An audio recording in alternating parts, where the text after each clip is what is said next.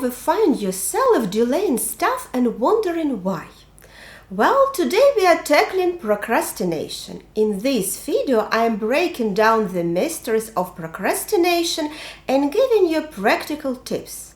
We will also peek into our brains and explore how dopamine, the neurotransmitter linked to pleasure and motivation, functions. Finally, I'll walk you through simple things you can do to get motivated and maintain that motivation.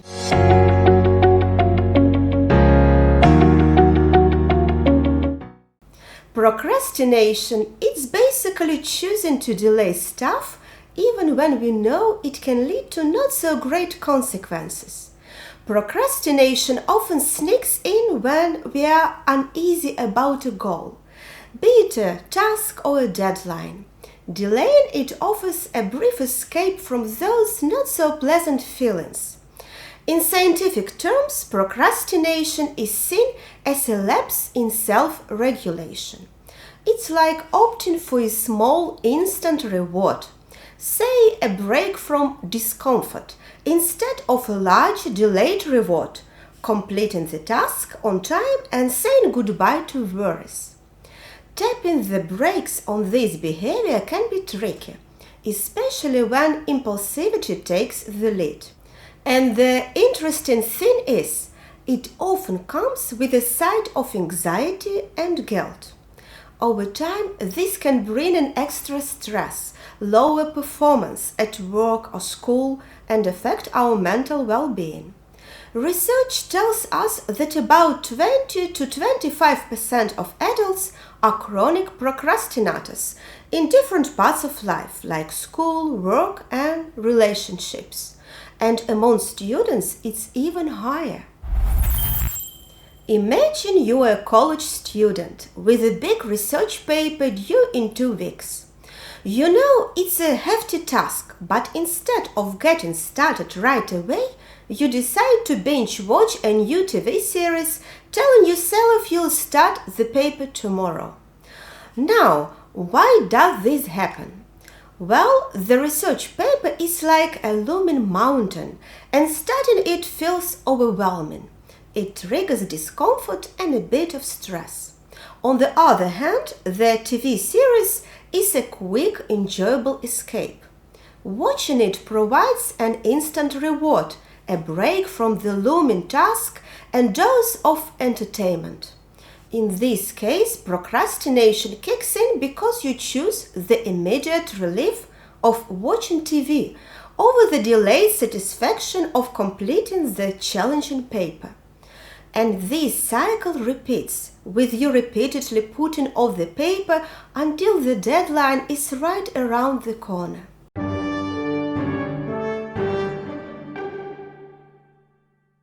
Procrastination has to do with dopamine, the chemical in our brain that associated with feeling rewarded or motivated. It helps us strive, feel focused, and find things interesting. It has to do with how we feel pleasure when enjoying delicious food or being on vacation, and it also motivates us to work, to earn, and be able to pay for this food and vacation. Dopamine is associated with sticking with something until it rewards you. Think about playing video games. When you do something in the game, like completing a level, your brain feels happy and excited because of dopamine. Game makers use this feeling to make you want to keep playing and doing well. It's a bit like fishing. You cast your line hoping to catch a big fish. When you do catch one, it feels really good, and that good feeling makes you want to try again, thinking the next cast might be even luckier. Even when you get a notification on your phone or a like on a social media post, it makes you feel happy, right? That feeling is also because of dopamine. Social media companies use this to make you want to keep checking your phone and using their apps. It's like a little reward system that tricks your brain into wanting to do things over and over again.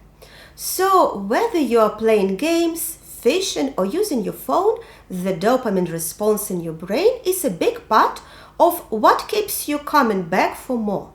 This cycle of taking action, receiving a reward, and feeling motivated to continue is the dopamine cycle. I got stuck in a vicious dopamine cycle.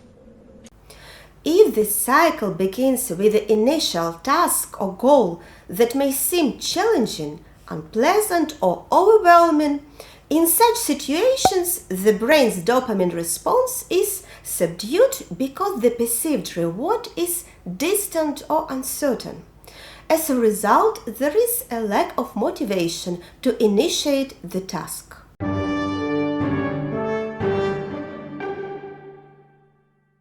Sometimes people delay or avoid doing things, and there are reasons for that.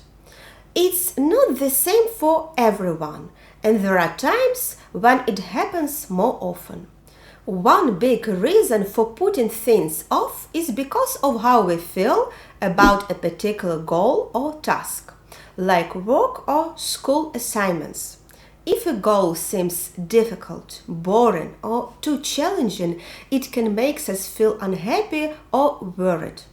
When tasks feel unpleasant, meaningless, not rewarding, or too hard, they can bring up negative feelings like boredom, fear, or frustration. This often leads to delaying these tasks, especially when they seem like they would take a lot of effort and time before feeling satisfying. In addition to the intrinsic characteristics of goals and tasks, individuals' personality traits and psychological factors also play a significant role in procrastination.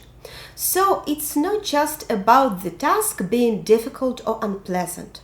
It's also about the person's unique characteristics and how they deal with tasks and goals. One of the major causes of procrastination is limited self-regulation skills. Self-regulation means controlling our own actions, thoughts, and feelings to reach goals or handle different situations. Skills like setting goals, controlling ourselves, and thinking about our actions are important. If someone isn't good at these skills, they might struggle to stay motivated, keep their focus on a goal, and might easily get distracted by fun things. Studies also show that being good at self-regulation is important for doing well in life, like in relationships, school, work, and health. A significant element is having confidence in our capability to successfully complete tasks, known as self-efficacy. When we lack belief in our ability to achieve something, such as a student struggling with a challenging school assignment, we may postpone tackling it. Certain individuals have a tendency to undervalue their skills. Those are more prone to unnecessary delays in completing tasks. But it's not just about doubting our abilities. Feeling generally bad about ourselves can also make us procrastinate. For some people, procrastination is a way to protect how they see themselves.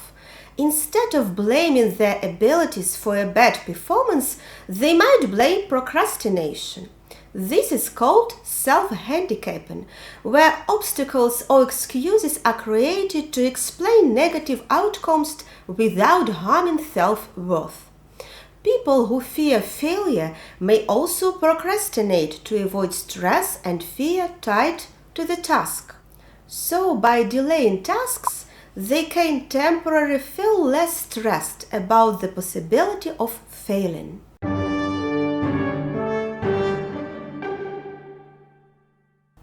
Many people tend to procrastinate, but there are ways to address this. It's crucial to reflect on yourself.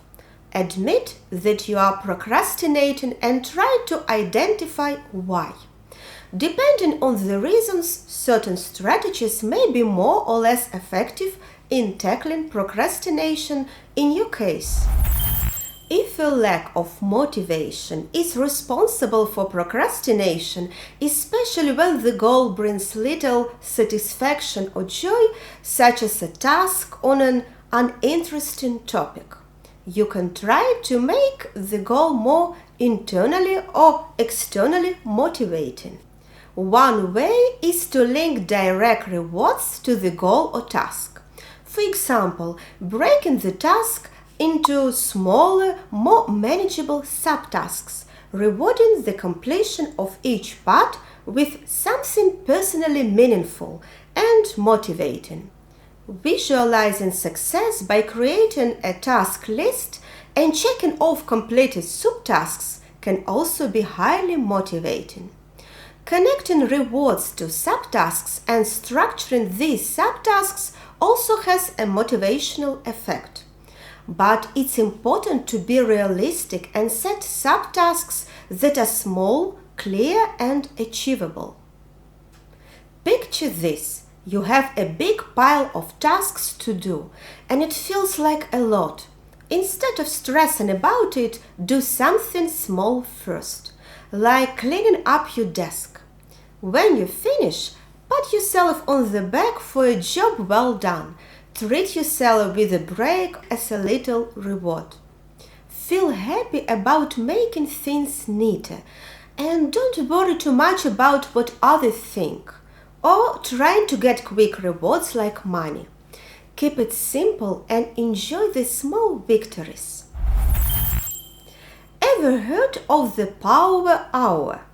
It's a simple trick to boost your productivity. Here's the deal. Work focused for about 20 minutes. That's a good start. Then take a short break and repeat. Why does it work? Well, our brains have ups and downs throughout the day.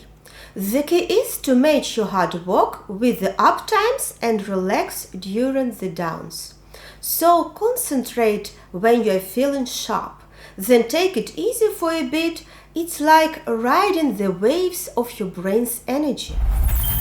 When we put things off, we often end up doing other things that feel more pleasant or are easier to do. So to stop procrastinating, we can use a trick called stimulus control. This means setting up our surroundings to make it harder to get distracted. For example, we can leave our phone in another room. Or when we need to work or study in a quiet place, like the library instead of at home. For those tempted by the kitchen and snacks, designate a specific snack time. This way you are less likely to keep going to the kitchen for munchies when you should be working or studying. If online shopping distracts you, log out of shopping accounts or remove saved payment information. This extra step can make impulsive purchases less convenient and help you stay on track. Have you ever noticed those super motivated folks? They're hitting the gym, working hard, and managing their wardrobe game. It's easy to think they get some special motivation gene, right? Well, here is the scoop. Motivation doesn't magically appear before you do something. It kicks in after you start. Now, here's where some of us get caught in a tricky trap. They believe they have to feel super motivated before taking action. Saying things like, I'll paint when I'm inspired, or I'll hit the gym when I'm in the mood, or even I'll begin meditating when I'm calm. Waiting for that motivation lightning bolt might work now and then, but it's not a reliable long-term plan, especially when life slows down and your routines get a bit wonky. If you're not getting out or sticking to your usual stuff, motivation takes a nosedive. It's like a loop. The less you do, the less motivated you feel. It's a common pitfall that many tumble in. So here is the takeaway. Don't wait for motivation to knock on your door. Take a small step. Do something. Motivation will catch up once you get rolling. It's a game changer. Imagine I'll lace up my sneakers and take a short stroll around the neighborhood or do a quick home workout, rather than waiting for the magical fitness motivation to hit. Starting with a small step can lead to a burst of energy and pave the way for a more extended exercise routine. Imagine building motivation like riding a fun merry-go-round. You start with a small spin, feel awesome about it, and then go for another round. But here is the twist. No rewarding the not-so-great stuff like delaying work. Switch off distractions and use them as treats after finishing tasks. And don't be too hard on yourself for messing up. Being mean to yourself doesn't work in the long run. Research suggests that forgiving yourself for past procrastination increases the chances of overcoming current procrastination. So skip waiting for the motivation fairy. Take those little steps, give yourself a high five, and soak in the good vibes. It's a gradual journey, but it creates strong, long-lasting motivation. Hope these tips bring some sparkle to your day. Thanks so much for tuning in and take care.